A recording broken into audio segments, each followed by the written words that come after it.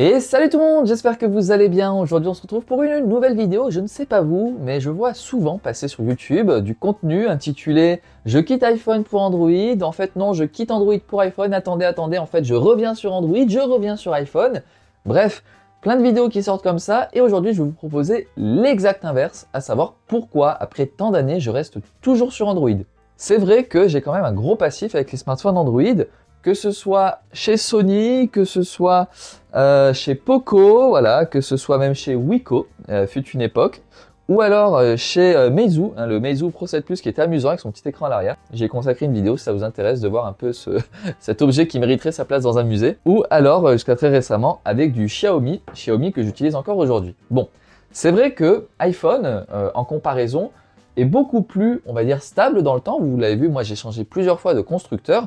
Les personnes qui sont chez iPhone, bon bah globalement, elles sont chez Apple et ça leur va très bien. Je vais commencer cette vidéo, très honnêtement, par faire une sorte de mea culpa. Aujourd'hui, je n'ai pas envie de passer sur iPhone, mon choix n'a pas changé. Voilà, je vous donne la conclusion maintenant, mais il y a quand même pas mal de choses qui font qu'on pourrait se demander si ça ne vaut pas le coup maintenant d'être sur iPhone. Bon, déjà, on a le point le plus important à mes yeux, alors que c'est totalement anecdotique, enfin presque, l'espace de stockage. C'est vrai que pendant des années, la politique d'Apple, c'était d'avoir un espace de stockage plutôt faible sur ses téléphones pour prioriser l'usage du cloud, voilà, qui était évidemment payant. Chez Android, le grand avantage avec Google Photos, c'est que l'espace de stockage était non seulement gratuit, super, mais en plus illimité, ce qui est quand même assez fort. Et malheureusement, comme vous le savez, ce n'est plus le cas. Aujourd'hui, on a le droit jusqu'à 15 Go de stockage dans le cloud gratuit, et puis après, il faut payer. Donc forcément, c'est quelque chose à la fois où Apple finalement ressort un peu grandi de cette affaire, et où Google s'est un peu cassé les dents, en tout cas dans son image de marque. Puisqu'on est passé de quelque chose de complètement gratuit en illimité, à quelque chose de payant et assez restrictif quand même dans l'espace qui est proposé. Donc c'est un bon point pour Apple. Aujourd'hui, ils sont compétitifs, c'est une vérité. Ensuite, on a évidemment la batterie. Alors, c'est vrai que chez Apple, la batterie, ça a toujours été un gros sujet.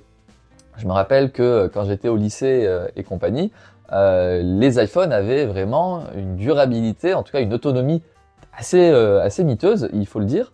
Aujourd'hui, bon, j'ai vu quelques articles sur l'iPhone 16 Pro Max qui aurait quand même à nouveau des problèmes de batterie, mais globalement, c'est quand même beaucoup mieux. Donc là aussi, petit mea culpa. Ensuite, au niveau de la puissance. Alors, c'est vrai que le leitmotiv d'Apple pendant des années, ça a été de dire nous, on met peu de mémoire RAM, on met un petit processeur, pareil pour la carte graphique, vraiment, puisque derrière, on va faire en sorte que tous les jeux, logiciels et compagnie qui sont proposés sur l'App Store soient optimisés aux petits oignons pour que ça tourne sur le matériel qui est proposé. Et c'est vrai que c'est une technique qui peut s'entendre. Malheureusement, pour les jeux les plus gourmands, on ne peut pas faire des miracles, et c'est vrai que récemment, depuis déjà quelques temps, les iPhones proposent vraiment des processeurs, des cartes graphiques et de la RAM qui permettent de se réajuster sur les standards d'aujourd'hui. Alors oui, on est quand même largement en deçà des très haut de gamme du côté d'Android, qui proposent maintenant jusqu'à 16 voire plus de RAM. C'est vrai que ce n'est pas quelque chose qu'on voit chez Apple.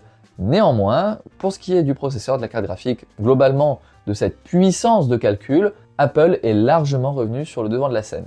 Et enfin, parmi les points sur lesquels iPhone continue de briller après année, évidemment la caméra, vous l'aurez vu venir. C'est vrai que Android, il faut vraiment aller chercher dans les modèles très haut de gamme pour avoir une bonne qualité photographique, vidéo. Chez iPhone, globalement, c'est toujours assez stable, même sur les premiers modèles. C'est quelque chose qui est vraiment rassurant. Mais en même temps, à partir du moment où on veut investir de l'argent dans un matériel Android, vous aurez quand même une très bonne qualité. Bon, il y a évidemment le concurrent historique typique de Apple, à savoir Samsung, qui année après année aussi propose de très bonnes caméras. Mais on a quelques outsiders qui arrivent, comme le Pixel de chez Google, qui fait d'ailleurs largement partie de ces vidéos dans lesquelles je passe d'Android à Apple et vice versa. Le Pixel qui convertit pas mal d'utilisateurs d'iPhone. Donc ça reste un très bon téléphone également. Et c'est vrai qu'aujourd'hui, on voit de plus en plus de très grosses productions films qui sont faits avec des téléphones, en général des iPhones. Ça montre qu'il y a vraiment une performance vidéographique qui est très bonne sur ces téléphones. Là-dessus, je ne le nie pas, évidemment. Bon, maintenant qu'on a dit ça, on pourrait se dire pourquoi finalement ne pas passer sur iPhone? Ils se sont réajustés sur bien des points, voire dépassent ce que fait la concurrence. Allez, je vais tout de suite mettre un grand coup de pied dans la fourmilière. Le prix. Eh oui, je sais, c'est un peu tiré sur l'ambulance, mais ça reste une vérité. Aujourd'hui, les iPhones, même les plus bas, voire milieu de gamme, si on peut donner un bas et un milieu de gamme dans la catégorie iPhone, reste excessivement cher. Voilà, on dépasse la barre des 800 €, et ne parlons pas des modèles Pro Max qui dépassent allègrement la barre des 1500 €. Bref, on est sur du matériel vraiment très onéreux, qui fait aussi partie de cette image de marque un peu de luxe que Apple veut entretenir. Effectivement, moi sur les smartphones Android, eh bien je sais qu'il y a du matériel en termes de puissance de calcul qui va être équivalent pour des tarifs qui chez Android pour du milieu de gamme vont être établis entre 400 et 800 €. Voilà, ça va être ça la fourchette de prix. Et encore une fois, moi ce qui m'intéresse, c'est du matériel professionnel.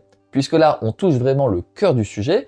Les gens, dans la très grande majorité, j'en suis bien conscient évidemment, ne veulent pas forcément un smartphone qui puisse filmer en 4K 60 images par seconde, qui puisse faire exactement ça pour des jeux vidéo extrêmement poussés, qui ont une puissance de calcul dans l'espace de stockage qui soit forte. Bref, la plupart des gens veulent juste un téléphone qui serve à appeler, à prendre des belles photos tant qu'à faire, qui va avoir une batterie qui va durer toute la journée, c'est sympa, et puis qui va être pas mal pour les réseaux sociaux. Et on n'en demande pas plus. Et c'est vrai que c'est comme ça que fonctionne la majorité des utilisateurs de téléphone. Autre sujet, l'obsolescence programmée. Alors, en disant ça, je ne parle pas du matériel qui au fil des années va devenir moins performant, ça c'est pareil pour tout le monde, et malheureusement c'est comme ça.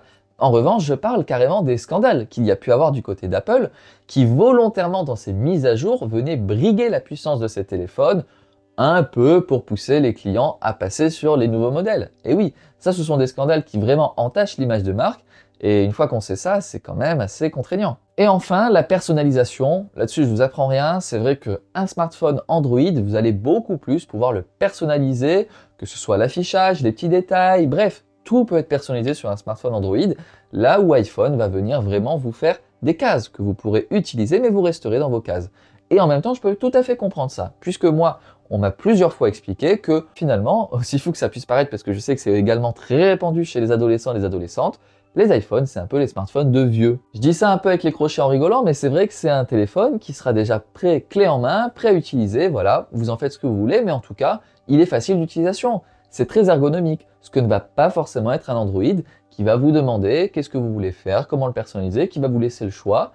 Dans mon cas, je préfère le faire. Bon, la conclusion longue de cette vidéo, qu'est-ce que c'est? Déjà, oui, c'est vrai que iPhone revient largement sur le devant de la scène en termes de fonctionnalité. Bon, même s'ils ont quelques retards sur l'IA, j'en suis bien conscient, mais c'est vrai que dans mon cœur, ça restera toujours les smartphones Android qui sont beaucoup plus à même de me satisfaire dans l'utilisation que je vais en faire.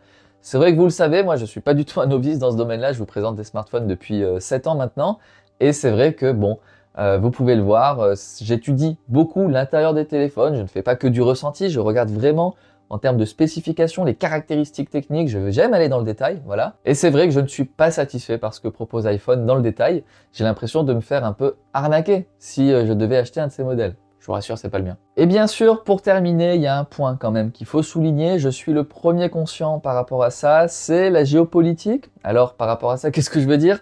On a ici un smartphone américain, ici, globalement, des smartphones chinois. Bon, à part le Sony, mais qui est très vieux, j'en ai pas eu de plus récent. Donc, ces smartphones chinois avec tous les problèmes qui les entourent, évidemment Huawei et Honor en tête. Voilà, c'est ces histoires de géopolitique. Et évidemment que dans mon monde idéal, on aurait un fabricant français, voire européen, qui serait dominant dans ce secteur-là. Pourquoi pas, on peut se laisser rêver un Alcatel qui ferait des smartphones haut de gamme. Malheureusement, ce n'est pas le cas. Donc il faut faire son choix. Et pour l'instant, je suis forcé d'utiliser ces smartphones-là. Et malheureusement, l'argument américain, bloc occidental et compagnie n'est pas suffisant pour me faire basculer sur un iPhone. Mais bon, peut-être qu'à l'avenir, on aura de belles surprises. Bon, que vous soyez fan d'Apple ou fan d'Android, je vous attends très nombreux dans les commentaires pour me donner votre avis. On se dit à très bientôt sur la chaîne pour de prochaines vidéos. Salut!